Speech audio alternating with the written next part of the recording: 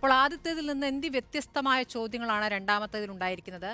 ഒരു കാര്യം കൂടി ഇതിനോട് ചേർത്ത് വെക്കാനുള്ളത്, താങ്കൾ ഈ പറഞ്ഞല്ലോ ഇഡിക്ക് മുന്നിൽ ഹാജരാകാതിരിക്കാനുള്ള പൗരൻ എന്നുള്ള അവകാശം താൻ ഉപയോഗപ്പെടുത്തുന്നുവെന്ന്. പക്ഷേ താങ്കളെ കേജ്രിവാളുമായിട്ടൊക്കെ താരതമ്യം ചെയ്യുന്നുണ്ട്. ഇങ്ങനെ അന്വേഷണ സംഘത്തിൽ നിന്നും രക്ഷപ്പെട്ടു നിൽക്കുന്നു എന്ന ഒരു പ്രതീതി എതിർപക്ഷങ്ങൾ അങ്ങനെ ഒരു ആരോപണം കൂടി ഉന്നയിക്കുന്നുണ്ട്. രണ്ടിനും കൂടി താങ്കളുടെ മറുപടി.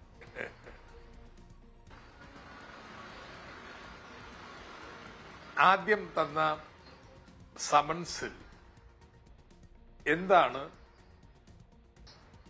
ഞാൻ എന്റെ നേരെ ആരോപിക്കപ്പെടുന്ന ആക്ഷേപം, നിയമലംഘനം എന്നുള്ളത് ഉണ്ടായില്ല. പക്ഷേ എന്നിട്ടും ഞാനുമായിട്ട് ബന്ധപ്പെട്ടുള്ള ഒട്ടേറെ സ്വകാര്യ കാര്യങ്ങളുടെ ലിസ്റ്റും അക്കൗണ്ടും എല്ലാം കൊണ്ടുചെല്ലണമെന്ന് ആവശ്യപ്പെട്ടു. ഇത് രണ്ടിനെയും ഞാൻ ചോദ്യം ചെയ്തു. കോടതി ഇത് രണ്ടും അലവ് ചെയ്തു. കോടതി പറഞ്ഞത് നിയമലംഘനമുണ്ടോ എന്നുള്ളതിനെ കുറിച്ച് റോവിംഗ് എൻക്വയറി പറ്റത്തില്ല. ഇപ്പൊ വീണ്ടും സമൻസ് അയച്ചു. പഴയ സമൻസും പുതിയ സമൻസും തമ്മിലുള്ള വ്യത്യാസം, എന്റെ ഒരുപാട് അക്കൗണ്ടുകളും കാര്യങ്ങളും ഒക്കെ കൊണ്ടുചെല്ലണമെന്ന് പറഞ്ഞു. അതൊക്കെ ഡ്രോപ്പ് ചെയ്തു.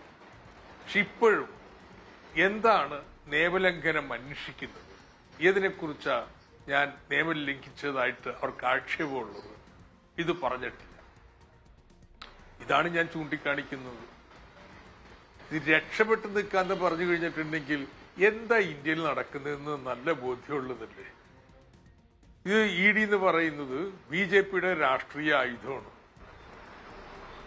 പ്രതിപക്ഷത്തെ ചൊൽപ്പടിക്ക് നിർത്താൻ വേണ്ടി വ്യാപകമായിട്ട് ഉപയോഗിച്ചുകൊണ്ടിരിക്കുകയാണ്.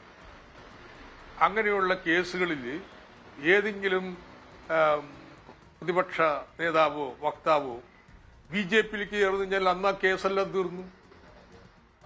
ഇതാണ് ഇന്ത്യ നടന്നുകൊണ്ടിരിക്കുന്നത്. അതുകൊണ്ട് രക്ഷപ്പെട്ട് നിൽക്കുകയല്ല, ഇതിനെ ചെറുക്കുകയാണ്, വെല്ലുവിളിക്കുകയാണ്. അങ്ങനെ രക്ഷപ്പെടേണ്ട ആവശ്യമൊന്നുമില്ല. കാരണം കേസ് ഫെമ ലംഘനം സംബന്ധിച്ച ഫോറിൻ എക്സ്ചേഞ്ച് റെഗുലേഷൻ ആക്ടിന്റെ ലംഘനം ഉണ്ടായിട്ടുണ്ടെന്ന് പറയുന്നു. നോക്കൂ, മസാല ബോണ്ട് ഇറക്കാൻ അതിന് മേൽനോട്ടം വഹിക്കുന്നത് റിസർവ് ബാങ്കാണ്. അവർക്ക് അങ്ങനെ ഒരു ആക്ഷേപമില്ല.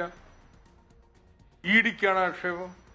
അന്ന് ആക്ഷേപം പറയട്ടെ, അപ്പൊ അതിന് പോകാം. ആക്ഷേപമൊന്നും പറയാതെ വാ ഞങ്ങൾക്ക് കുറച്ച് ചോദിക്കാനുണ്ട്, മനസ്സില്ലെന്നാണ് ഉത്തരം. ശരി തോമസ്.